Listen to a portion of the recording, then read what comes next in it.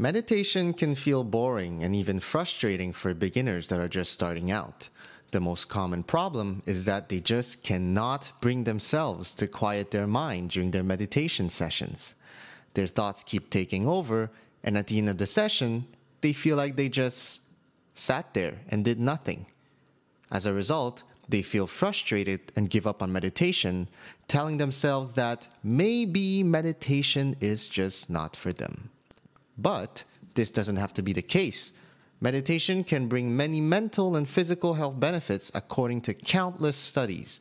To ensure that none of us give up on this healthy practice, we are going to dive in today into a step-by-step guide on how you can get over those roadblocks and build this habit into a consistent and healthy practice. First step is to choose your mindset. You need to choose to be in the right mindset, and notice how I put the emphasis on choose because it is a choice. You actually do have control over how you want to approach this practice. Having the right mindset means to have the right beliefs. Beliefs about yourself, about meditation, and about consistency. There are 3 key beliefs that I suggest having before you start. Number 1. I will benefit from meditation if I'm consistent and diligent with my practice. Number 2. It will not be an easy task to practice meditation every day consistently. And number 3, when I feel like giving up, I will not, because I am someone that doesn't give up no matter how hard it becomes.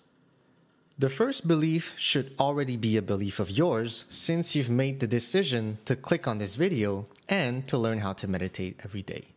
If not, there are many scientific studies on the benefits of meditation. Whether you want to feel less stress or become more present, whatever reason it is for you to start meditating, it is important to know it and to understand why you want to meditate so you can keep yourself motivated. I won't spend too much time on the benefits of meditation since you can easily find them online, but there is one valuable benefit that I've experienced and would like to highlight. Improved self-awareness. Having better self-awareness allows you to have better control over your emotions and your inner voice. This is a result of being more aware of your thoughts, how your body feels, your surroundings, and what triggers those sensations.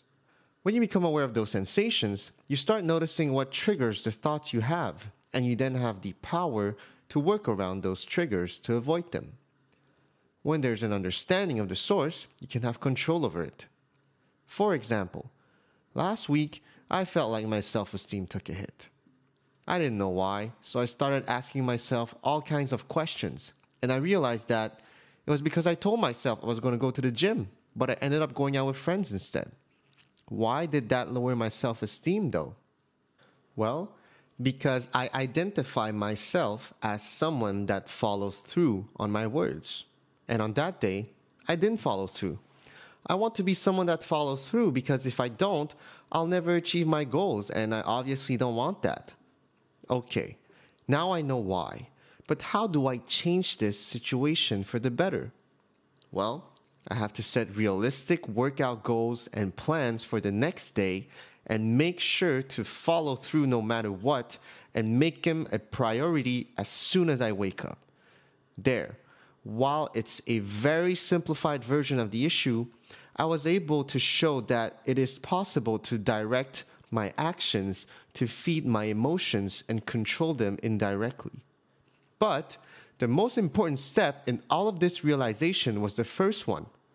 Being aware that negative emotions felt stemmed from low self-esteem on that day. Most people would brush it off as just having an off day or being in a bad mood, but by being more self-aware, you can control your emotions by targeting the triggers and planning around them. The second belief is key for consistency. If you underestimate the difficulty of doing this task, even though you've set yourself this goal of meditating consistently, you will definitely fail. If you currently think that it is an easy task, ask yourself, how many habits did you recently pick up and have been doing it every day consistently? The answer is probably not many, and there's a reason why. It's because it is very difficult to start a new habit and even harder to keep it up. So keep that in mind. This last belief is something that every ambitious and goal-oriented person should have. It's okay to fall down, but as long as you get back up, you can achieve anything. I know, it sounds extremely cliche, but the reality is that is the truth. If you don't believe in that, picture yourself giving up as a child after you failed to walk the first few times. You wouldn't be standing now, obviously, and be able to enjoy life as much. I know I'm making it sound easier than it is, but it's the reality of life. Plenty of people give up easily. If you want to be one of them, be my guest. It is definitely easier to give up, but you can also choose not to, and no one else can make that decision for you, unfortunately. It is your choice to make that decision. I also want to reiterate that being consistent is very difficult. But consistency doesn't have to mean every day either if that is not your objective. Even meditating 5 days or 3 days a week can bring you many benefits. You can and should give yourself a break from time to time, but you need to plan those breaks. If you don't plan those breaks, you'll find yourself giving excuses to skip 1 day or 2 sessions, and those excuses will have no limit because you will not have set any rules to keep yourself accountable. Whether your goal is to maintain this habit for a month, a year, or for life, you need a purpose and beliefs to be consistent, like a pillar or a foundation for a building. Which is why I wanted to ensure that your deepest motives are clear as a first step. Now that we understand the challenges in front of us and are in the right mindset, let's start planning our meditation sessions strategically.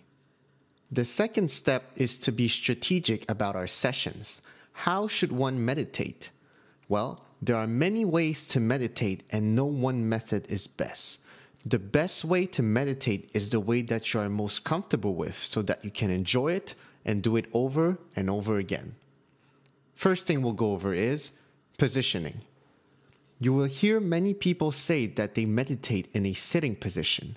However, you should not limit yourself to only sitting and think that it is the only correct way to meditate.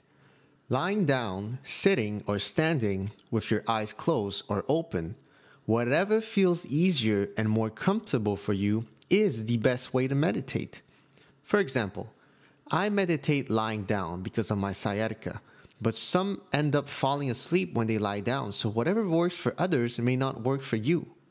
Second, audio support. There are 3 methods I use to meditate. Number 1, guided meditation with apps where you can listen to someone guiding you through your session. Number 2, listening to nature sounds. And lastly, nothing.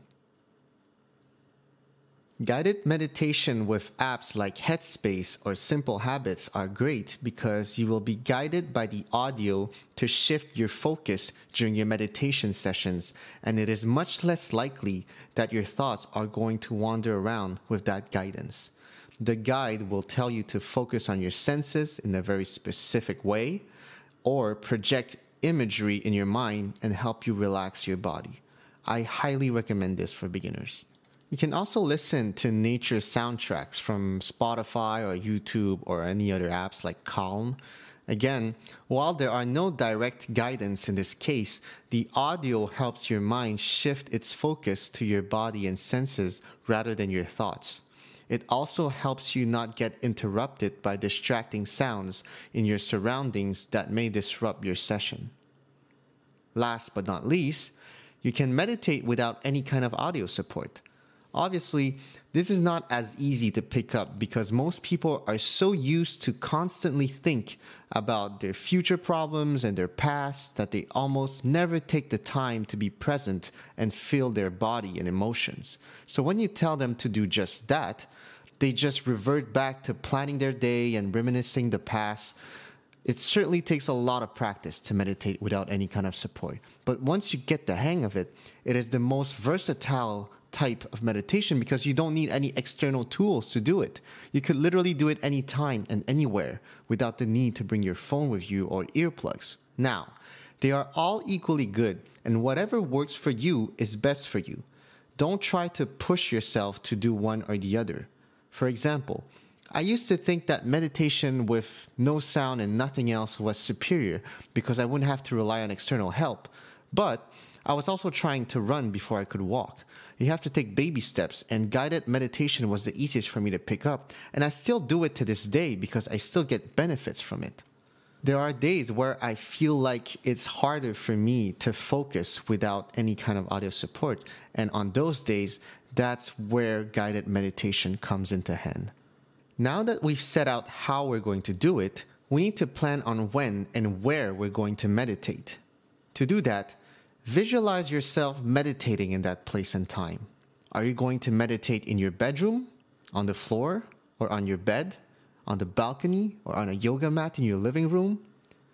Determine when you are going to do it by setting a schedule also. Implement it in your morning or night routine. Set a time, how long you're going to do it. Don't be afraid to start off small too. 5 minutes or 10 minutes during your commute or 20 minutes before going to sleep. Whatever makes you feel comfortable and at ease works as long as it gives you the confidence to actually execute on it. That is the most crucial thing to kick off this habit. Give yourself some flexibility too. If you're too strict on yourself, it may be hard to be consistent. We all have unexpected events happening, social outings that we need to attend, making it hard to follow a strict schedule, and that is okay. But remember, you need to plan those breaks because if you don't, your lack of self-control will take over without rules limiting them. For example, you could start off by giving yourself 2 days off during the week to skip meditation. They could be any day during a week, but you cannot skip more than 2 days. That could be your plan to limit your potential lack of discipline. The last thing I want to go over is probably the most important step in maintaining your consistency. Be aware of your negative voice because it will show up once it gets hard.